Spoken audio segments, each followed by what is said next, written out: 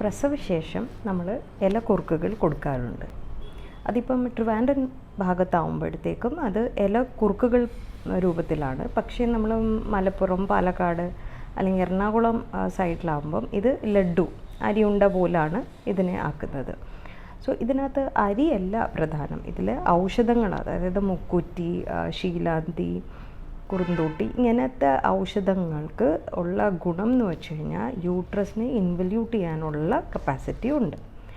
സാധാരണ നമ്മൾ ഉണ്ടാക്കുന്ന രീതി ആൾക്കാർ ഉദ്ദേശിക്കുന്നത് കുറേ അരിക്കല്ല ഇവിടെ ഇമ്പോർട്ടൻസ് ഉള്ളത്. ഇതിനെല്ലാത്തിനും ഒരു കണക്കുണ്ട്. അതായത് നമ്മൾ ഔഷധം ആഡ് ചെയ്യുന്നതായാലും അരി ആഡ് ചെയ്യുന്നതിനായാലും ചുക്ക് ഇടുന്നതായാലും ഇതിനൊക്കെ ഒരു കണക്കുണ്ട്. ആ കണക്കനുസരിച്ച് കഴിച്ചാൽ വണ്ണം വെക്കത്തില്ല.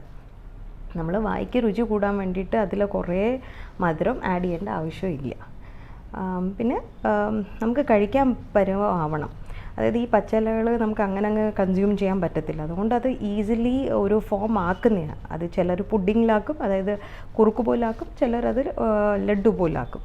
അത് നോർത്ത് ഇന്ത്യ ഭാഗത്തും ഉണ്ട്. പിന്നെ ഈ മുക്കൂറ്റി, ശീലാന്തിയൊക്കെ കേരളത്തിൽ കൂടുതൽ കിട്ടുന്നതുകൊണ്ടാണ് നമ്മളിത് നമ്മുടെ പ്രസവ ശുശ്രൂഷയിൽ കൂടുതൽ ഉപയോഗിക്കുന്നത്. ഇതിൻ്റെ ഗുണം അത്രയ്ക്കും ഉണ്ട്.